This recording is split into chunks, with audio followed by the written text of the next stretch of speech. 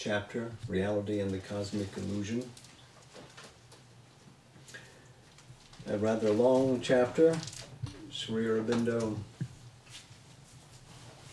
has in the last few pages transited from a discussion of the question of cosmic reality back to the question of what is the absolute,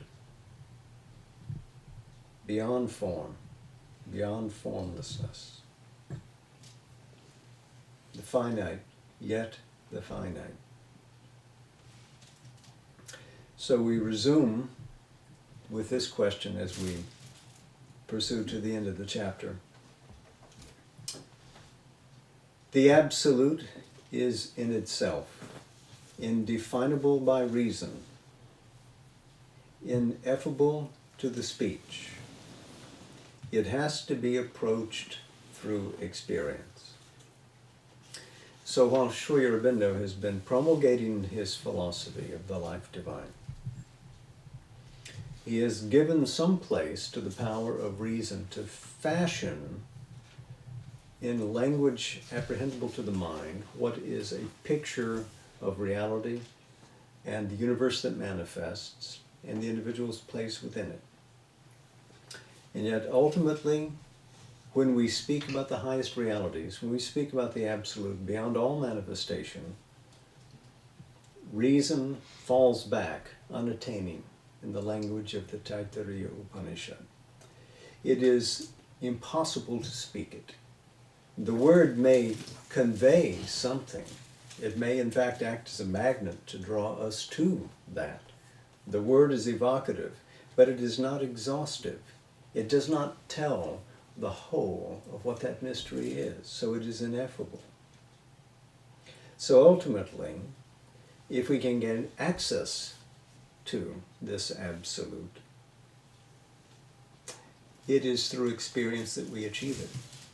So in a sense, it is the yogin's experience which outranks the philosopher's rationale.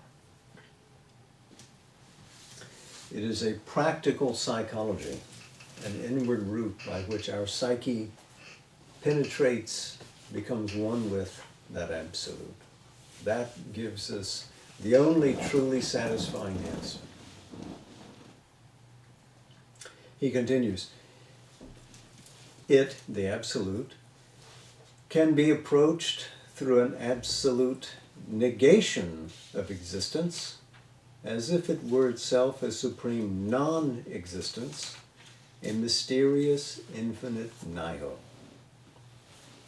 It can be approached through an absolute affirmation of all the fundamentals of our own existence, through an absolute of light and knowledge, through an absolute of love or beauty, through an absolute of force, through an absolute of peace or silence. This justifies and stands at the basis of all these various paths of ascent: jnana yoga, bhakti yoga, karma yoga. It can be approached, he says, through an inexpressible absolute of being or of consciousness, or of power of being, or of delight of being, or through a supreme experience in which these things become inexpressibly one. For we can enter into such an ineffable state and plunged into it as if into a luminous abyss of existence, we can reach a superconscience which may be described as the gate of the Absolute. So here he describes the nature of Satchit Ananda, existence, consciousness, and bliss. Approachable through a gate of superconscience, which we can take to be an allusion to the supramental. It is supposed that it is only through a negation of individual and cosmos that we can enter into the Absolute. But in fact, the individual need only deny his own small, separate ego existence. He can approach the Absolute through a sublimation of his spiritual individuality, taking up the cosmos into himself and transcending it. Or he may negate himself altogether, but even so, it is still the individual who, by self-exceeding, enters into the Absolute. So it is not the nature of individuality which separates us from the Absolute or from that great emergence back into being, but the sense of separativity, the fiction of the distance between us and that. There is no distance. There is no distinction. There is a differentiation, yes, but no division, no gulf. So we can annihilate that separation and be one with that. And he says that we can sublimate our spiritual individuality, in other words, that thing in us which is spiritual in essence, and gathering the cosmos into ourselves, rise and transcend it. Or we can, if we wish, abolish the sense of individuality. But even so, it's still the individual who is determining the plunge back into that Absolute, the drop saying, I want to go into the ocean. He continues, he may enter also by a sublimation of his being into a supreme existence or superexistence, by a sublimation of his consciousness into a supreme consciousness or superconscience, by a sublimation of his and all delight of being into a super delight or supreme ecstasy. So any of these triune gates can lead to that, and again he's touching upon the various chords of Satchit Ananda here. And incidentally, this is an itinerary of his own yogic experiences over the years. These are not philosophically determined steps in reasoning out, this must follow that, etc., etc. These are things he's actually done within his own consciousness.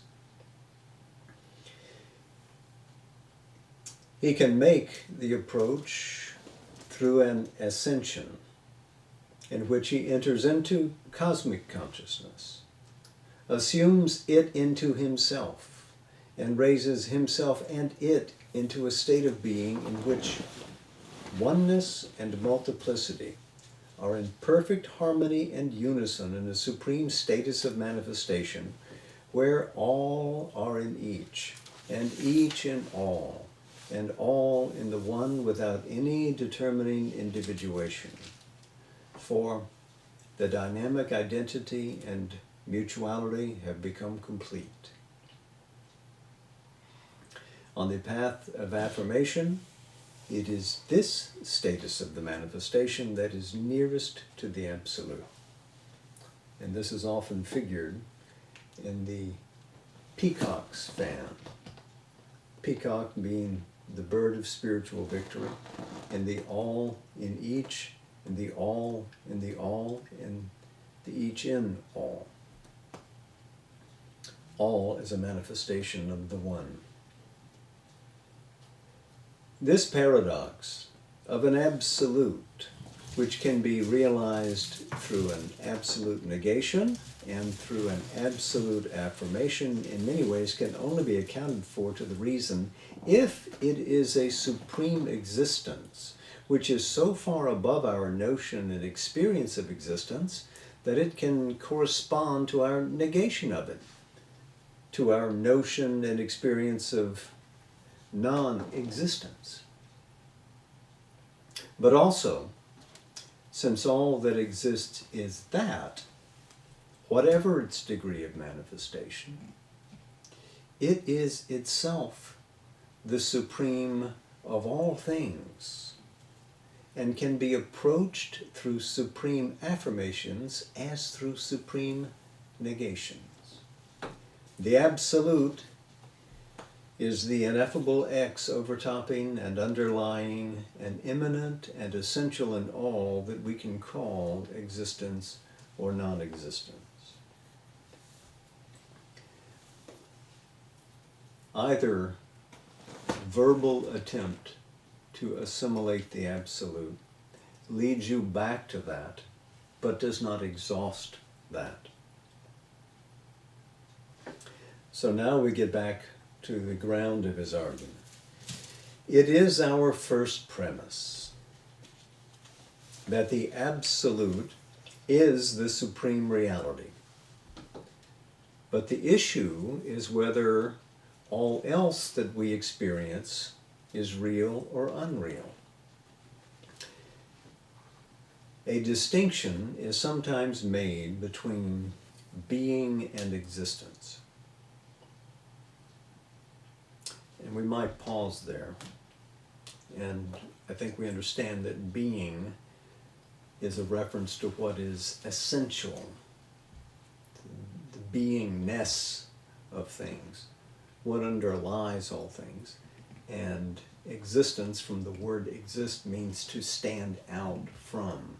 So in the view of some philosophers, existence would be a standing out of something that is apprehendable and which is nameable as existence, but there is an unnameable something underlying it from which it stands out. So let's start again.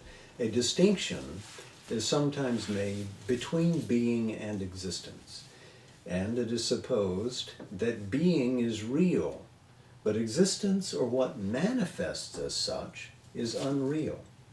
Remember, manifest means to become clear. So always there, but suddenly standing to the view. But this can stand only if there is a rigid distinction, a cut and separation between the uncreated eternal and created existences. The uncreated being can then be taken as alone real.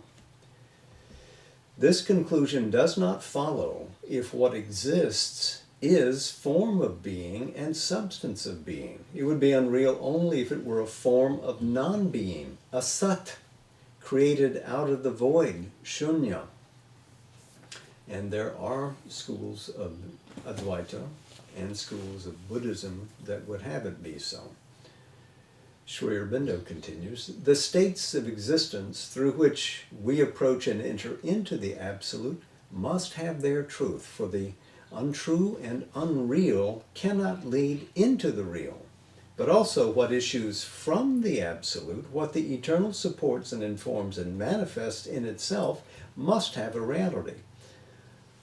So he has referred here to the gate alluded to above, but also repeated a long-held position that the world cannot be unreal, because if it comes in any sense from what is real, then it must share in that reality. It cannot be elusive. It cannot be a complete fiction. It cannot be only partially real. If it comes from the real, then it must be real. There is the unmanifest, and there is the manifestation.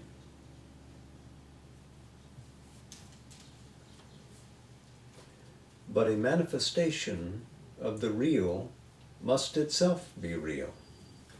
There is the timeless, and there is the process of things in time. But nothing can appear in time unless it has a basis in the timeless reality.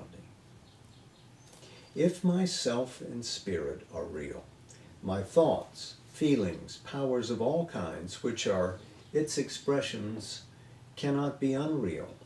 My body, which is the form it puts out in itself, in which at the same time it inhabits, cannot be a nothing or a mere unsubstantial shadow. The only reconciling explanation is that timeless eternity and time eternity are two aspects of the eternal and absolute, and both are real, but in a different order of reality. What is unmanifest in the timeless manifests itself in time. Each thing that exists is real in its own degree of the manifestation and is so seen by the consciousness of the infinite. In a way, each finite is aspected by the infinite. Time is a measuring out of the timeless. Drawn from the timeless, it does not end. It is itself the timeless, but portrayed in time. There is no division and no gulf between what occurs in eternal timelessness and what occurs in the eternity of time. They are consanguineous in an ultimate sense. To return to his argument, all manifestation depends upon being, but also upon consciousness and its power or degree. For as is the status of consciousness, so will be the status of being. So he's just covered the nature of being of the Absolute, Sat. Now we turn to the nature of consciousness of the Absolute, Chit. Even the inconscient is a status and power of involved consciousness in which being is plunged into another and opposite state of non-manifestation, resembling non-existence, so that out of it all in the material universe may be manifested. So too the superconscient is consciousness taken up into an absolute of being. So the inconscience is a storehouse filled with darkened potential, which must stand out in an eventual universal manifestation. And the superconscient is that which leans back into the absoluteness of being. He continues, for there is a superconscient status in which consciousness seems to be luminously involved in being, and as if unaware of itself. In other words, it has not become an object of its own consciousness. This is one of the poises of the supramental, which we read about many, many chapters ago.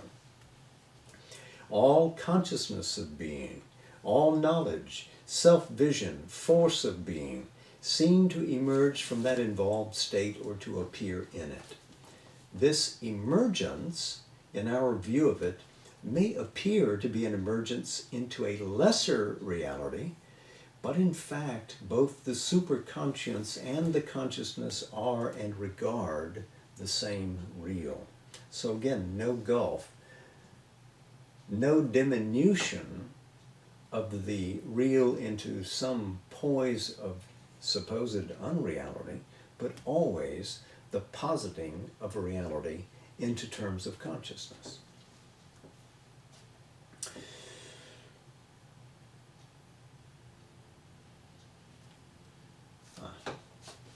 There is also a status of the Supreme in which no distinction can be made between being and consciousness, for they are too much one there to be thus differentiated. But this supreme status of being is also a supreme status of the power of being, and therefore of the power of consciousness. For the force of being and the force of its consciousness are one there and cannot be separated. It is this unification of eternal being with the eternal consciousness force that is the status of the supreme Ishvara, and its force of being is the dynamis of the Absolute. This status is not a negation of cosmos. It carries in itself the essence and power of all cosmic existence. So he's proceeded from Sat to the nature of Chit, but now brought in the other aspect of Chit, which is Shakti, because Chit is never devoid of Shakti. Consciousness is never devoid of power. Consciousness always contains power within it. And in this supreme status of being, we find the source of that being which rules the cosmos. This is the poise of Ishvara, that person who has conscious force dynamizes the absolute as the universe. All of cosmic being inheres in this consciousness and power of being, which is the Ishvara, the Supreme Lord. So this implies that the Absolute is a category from which Ishvara emerges. He continues, but still, unreality is a fact of cosmic existence. And if all is the Brahman, the reality, we have to account for this element of unreality in the real. In other words, he must account for the experience and the perception of error, limitation, delusion. Because if there is only the absolute and there is only the real, then how do we get to such particular divergence from that truth? Why do we seem to land in that which does not know, in that which cannot fully express itself? How does the supremely powerful become weak? How does the supremely delightful become insentient or suffer, etc.? So we have to examine that. So let's start again. But still, unreality is a fact of cosmic existence, and if all is the Brahman, the reality, we have to account for this element of unreality in the real. If the unreal is not a fact of being, it must be an act or a formation of consciousness. And is there not then a status or degree of consciousness in which its acts and formations are wholly or partly unreal? If this unreality cannot be attributed to an original cosmic illusion, to Maya, there is still in the universe itself a power of illusion of ignorance. It is in the power of the mind to conceive things that are not real. It is in its power even to create things that are not real or not wholly real.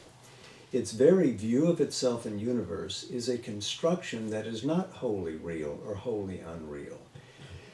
Where does this element of unreality begin and where does it stop? And what is its cause and what ensues on the removal of both the cause and the consequence? He's sort of equating here mind and ignorance. Even if all cosmic existence is not in itself unreal, cannot that description be applied to the world of ignorance in which we live? This world of constant change and birth and death and frustration and suffering?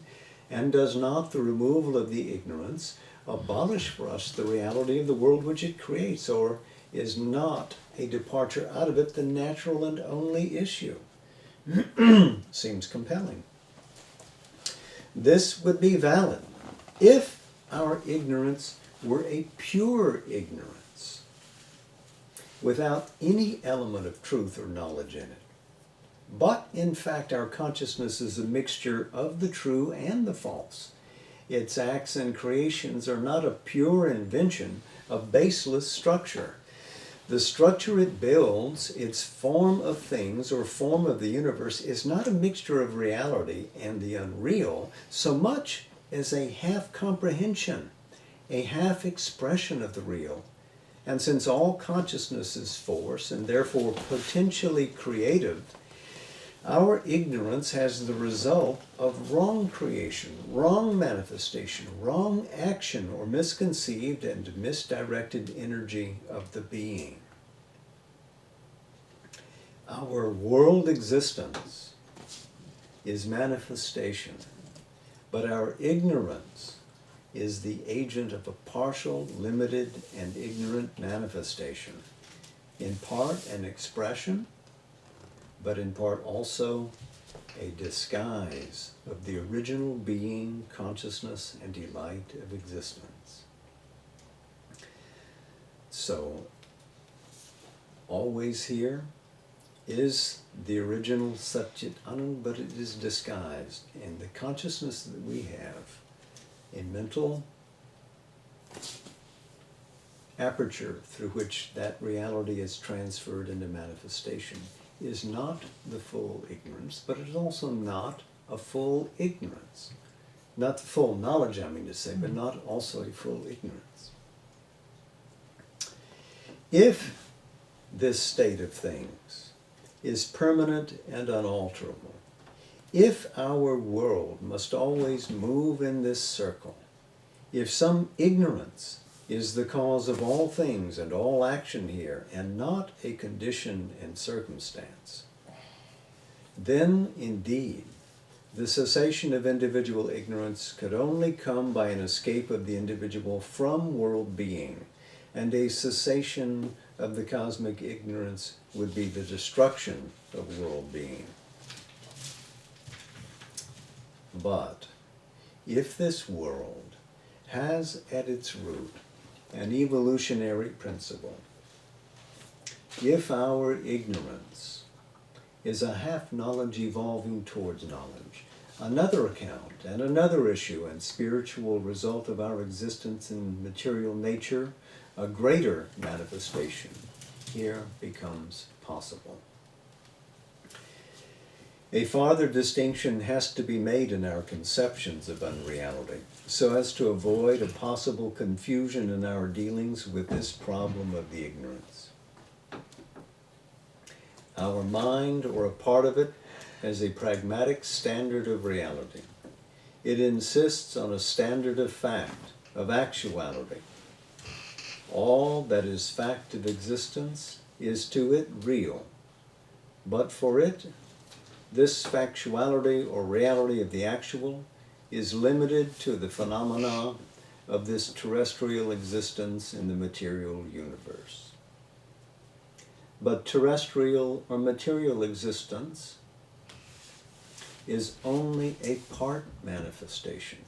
It is a system of actualized possibilities of the being, which does not exclude all other possibilities not yet actualized or not actualized here. So our factualities are based on the existence of the universe. It precedes our view. We already have that. It influences our perception.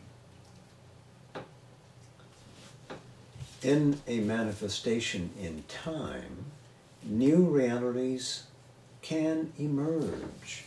Truths of being not yet realized can put forth their possibilities and become actual in the physical and terrestrial experience. Other truths of being there may be that are superphysical and belong to another domain of manifestation, not realized here, but still real. Even what is nowhere actual in any universe may be a truth of being, a potential of being, and cannot, because it is not yet expressed in form of existence, be taxed as unreal. So they may be waiting their time, these potentialities. What is not present in the here and now does not mean it will not be present in the future as evolution proceeds. But our mind, or this part of it, still insists on its pragmatic habit or conception of the real, which admits only the factual and actual as true, and is prone to regard all else as unreal. There is then for this mind an unreality which is of a purely pragmatic nature. It consists in the formulation of things which are not necessarily unreal in themselves, but are not realized or perhaps cannot be realized by ourselves or in present circumstances or in our actual world of being. This is not a true unreality. It is not an unreal, but an unrealized. Not an unreal of being, but only an unreal of present or known fact. In other words, the pragmatic seizes upon only the immediately apprehendable, and if it is not present, then it does not exist and cannot be real. That does not constitute unreality. There is again an unreality which is conceptual and perceptive, and is caused by an erroneous conception and perception of the real. This too is not or need not be an unreality of being. It is only a false construction of consciousness due to limitation by ignorance. These and other secondary movements of our ignorance are not the heart of the problem, for that turns upon a more general affliction of our consciousness and the world consciousness here. It is the problem of the cosmic ignorance. So here we go. What is the nature of the ignorance? How is this constriction of consciousness, which we have seen him explain in earlier chapters, responsible for the diminished universe that we see and our wrong apprehension about what might be possible and real in the universe? For our whole view and experience of existence labors under a limitation of consciousness which is not ours alone, but seems to be at the basis of the material creation.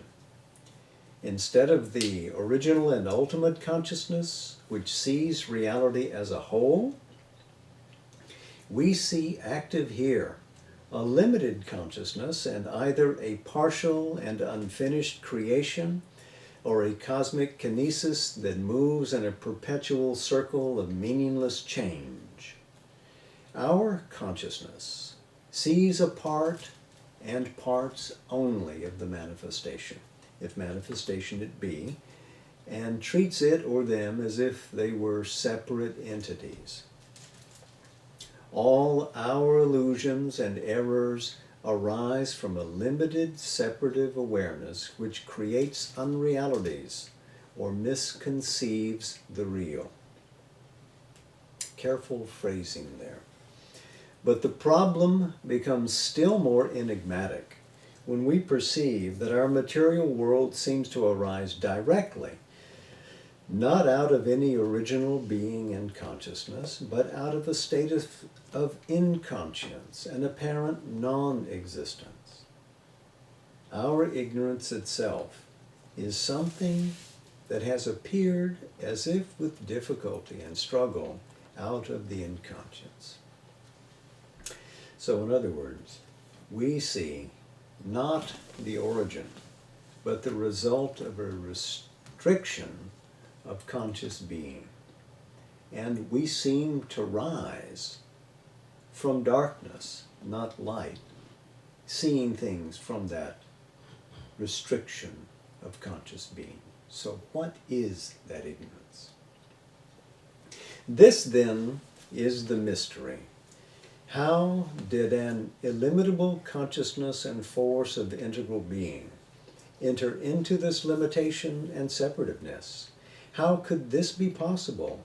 And if its possibility has to be admitted, what is its justification in the real and its significance?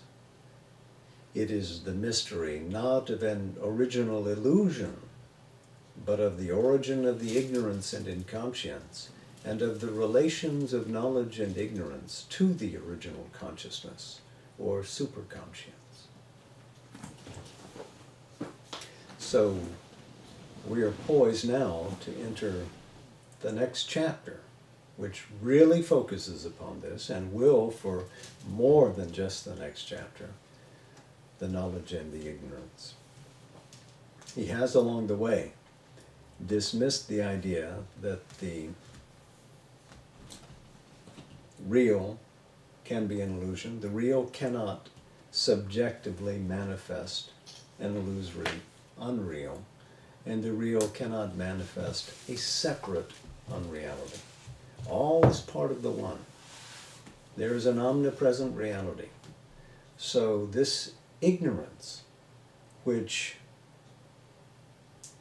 conditions and limits our perspective of an evolving universe which manifests this absolute has to be explained, but in the context of this omnipresence. So that will be his business in coming chapters. So tonight we turn again to Savitri, but a different section. Last week we finished the one long passage that we were reading from, and tonight we go into Book 2, the book of the Traveler of the Worlds. And we'll read from Canto 4, The Kingdoms of the Little Life. In the enigma of the darkened vasts, in the passion and self-loss of the infinite, when all was plunged in the negating void, non-being's night could never have been saved if being had not plunged into the dark, carrying with it its triple mystic cross. Invoking in world time the timeless truth, bliss changed to sorrow, knowledge made ignorant, God's force turned into a child's helplessness, can bring down heaven by their sacrifice. A contradiction founds the base of life. The eternal, the divine reality, has faced itself with its own contraries. Being became the void and conscious force, nescience and walk of a blind energy, and ecstasy took the figure of world pain. In a mysterious dispensation's law, a wisdom that prepares its far-off ends, planned so to start her slow aeonic game. A blindfold search and wrestle and fumbling clasp of a half-seen nature and a hidden soul, a game of hide-and-seek in twilit rooms, a play of love and hate and fear and hope, continues in the nursery of mind its hard and heavy romp of self-born twins. At last, the struggling energy can emerge and meet the voiceless being in wider fields. Then can they see and speak, and breast to breast, in a larger consciousness, a clearer light, the two embrace and strive, and each know each, regarding closer now the playmate's face. Even in these formless coilings he could feel matter's response to an infant stir of soul. In nature he saw the mighty spirit concealed, watched the weak birth of a tremendous force, pursued the riddle of Godhead's tentative pace, heard the faint rhythms of a great unborn muse.